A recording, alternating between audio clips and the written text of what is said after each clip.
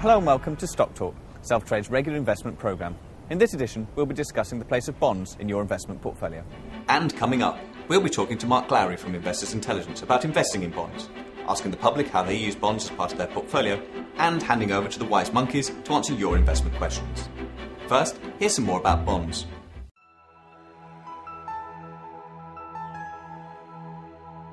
Bonds are a form of debt issued by companies and governments in order to raise additional funds and which investors can buy and sell in the market.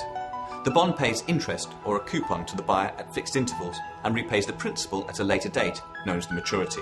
As fixed interest securities, bonds are generally less risky and more stable than shares if held to redemption, but can still be volatile during their lives. So how do you select a bond? One place to look is the ratings agencies, which assess how creditworthy a bond or issuer is. Usually, a lower rating will result in a lower priced bond and possible higher returns to compensate for the higher risk. A junk bond, for instance, is issued by a company with a low credit rating, but they typically pay high yields to make them more attractive to buyers. At the other end of the scale, British government bonds, known as gilts, are seen as one of the most reliable fixed interest securities, as the UK government has never defaulted on a payment, but you cannot expect the highest of returns. Bonds can be bought or sold directly and are accessible through a collective bond fund, which will be run by a professional fund manager and which might invest in many types of fixed interest, such as high yield or overseas bonds. Elsewhere, tracking exchange-traded funds replicate the performance of bond indexes and can be used as part of a balanced portfolio.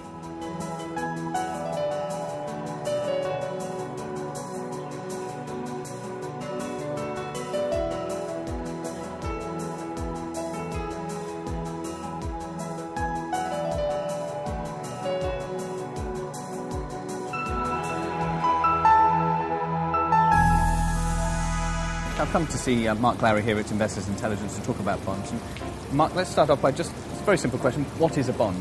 Well, basically a bond is a security representing a loan. It typically has a fixed coupon and a set redemption date. For instance, an organisation might issue a bond. It might have a coupon of 6% that will be paid every year, and it might have a fixed life of 5 years, which means that the money will be, original principal will be returned to you. A bond has a set life cycle. It's issued, normally at par or 100 pence. It continues to pay its coupon once a year for however many years it's set for, and then it will be redeemed again at 100 pence in the pound on that redemption date. And can we just perhaps run through the different types of bond that are out there? There are gilts or UK government securities. These are issued by the government. So if you buy a gilt, you're effectively loaning money to the government. This is really the best credit quality of all bonds, as the risk of the government defaulting is obviously minimal. The credit risk could be viewed to be safer than that of a bank deposit. Moving perhaps slightly down the ladder, we have high-quality non-gilts, and these might be issued by organisations such as the European Investment Bank, that is backed by sovereign governments. They'll get a AAA credit rating, very good security and quality on these bonds, but will probably give you a slightly higher yield than gilt. Below that, we enter into the world of corporate bonds. These are bonds that are issued by all sorts of organisations, many of which are familiar either from the equity markets or from day-to-day life, and the yield available on these will vary according to the credit quality. Why might a private investor buy a bond? I think there's a variety of reasons. One is diversification. Obviously, we all have equity in our portfolio, and to a degree, bonds are a non-correlated asset class. You may find that as your value of your equity portfolio is falling, the value of your bond portfolio may well be rising, so they do spread your risk. The next is security and return of capital. If you buy a bond, you know really that, particularly if you buy something like a gilt, you know that you'll get your money back. And finally, I think it's talk about the performance or the end result. Over the very long term, equities have historically performed bonds by some margin, which is why, quite rightly, they're so popular. But there are periods where bonds outperform equities, and these periods can be quite long. And what's the best way to access that market? Well, traditionally, private investors have used bond funds, but there are issues with these. The first is the cost. A typical bond fund might levy a 1% a year charge. That might not be too bad if you were buying some sort of high-growth mining or tech shares, but with bonds that are yielding you 5 or 6%, it's quite a big chunk to take out of the return. The next way of entering the bond market, which is comparatively new but growing in popularity, is ETFs, exchange-traded funds. These are typically tracker funds that are quoted on exchange, so you can buy them just through stockbrokers or your own platform, and they have much lower charges than conventional funds, often around 0.2%. So that's a good compromise, I would say, for many investors. The final route, which is the one I favour, is direct investment in bonds.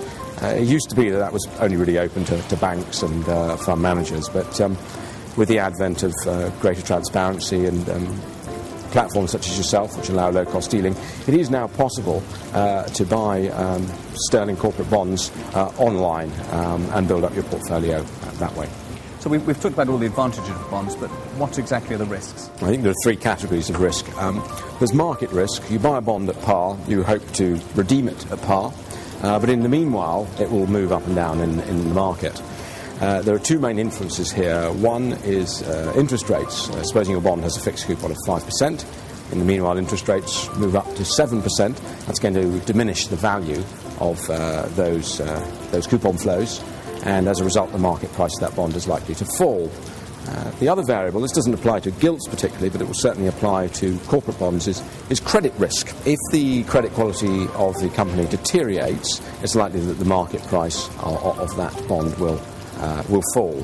But it's perhaps one shouldn't get too worried about this, because the joy of investing in bonds is they do have a fixed redemption date and price. It brings us on to sort of category 2, which is the risk of default. This is not likely for bonds or something like the EIB, which we mentioned earlier, but in the case of lower grade corporate bonds, it can happen. The actual risk of default is very low, but one should always diversify to moderate that risk. The final risk, which is very hard to quantify, is inflation. Inflation is very low at the moment, not really a problem, but it could go up. And if we have a great tidal wave of inflation such as we saw in the 70s, that will diminish the real value of a portfolio. And finally, if someone's thinking about building up a bond portfolio, how would you suggest they approach it? The first thing to consider with bond investing, it's going to be buy and hold, largely. You'll buy a bond and you'll hold it through to redemption. The next thing is to consider is diversification. Try and get your bonds across different sectors and industry groups, and try and have a mixture of perhaps some government bonds, some high-quality corporate bonds, and a few other perhaps high-yielding things as well. A bond portfolio should be diversified. You should be looking at different sectors and different classes of debt. And you should structure it in what's called a ladder, which means you should have a mixture of short, medium and long-dated maturities. So you have a bond with 1 year maturity, 2 year maturity, 3 year maturity, and so on and so forth, out to 10 years or longer. This means that every year you'll have a bond maturing which can be reinvested, but most bond professionals structure their portfolios in that manner. Mark Glowrey, thank you very much. Thank you.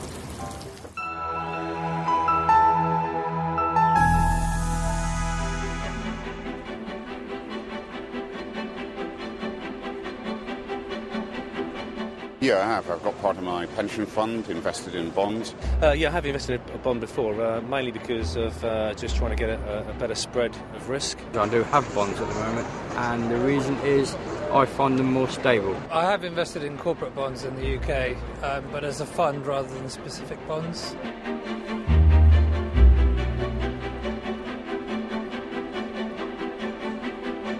I think bonds are supposedly less risky because they're higher up the capital structure, but at the same time it depends on the issuer.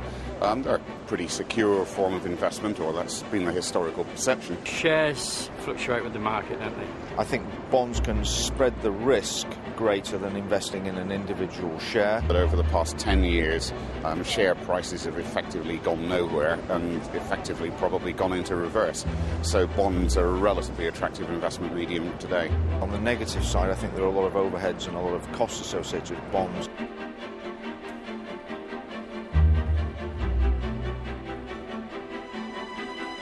Certainly, yeah. I mean, I bought my bonds at a certain value, and hopefully when I cash, they're giving me an income, and hopefully when I cash them in, well, I do know, when I cash them in, I'll get the same value. The chance of a AAA rated company like, BP or a huge organisation going bankrupt before they paid off. The return on the bond is next to nothing. I don't necessarily think that bonds are a less risky investment than shares, because if there's a huge market shift, as there has been recently, then you can be burnt by bonds in the same way as you can by shares. Obviously, we have seen examples such as Lehman Brothers and the WorldComs and the Enrons in the past. Government bonds are, of course, government debt. And if you have a very, very, very indebted government, you've got to start asking questions about the security of that debt.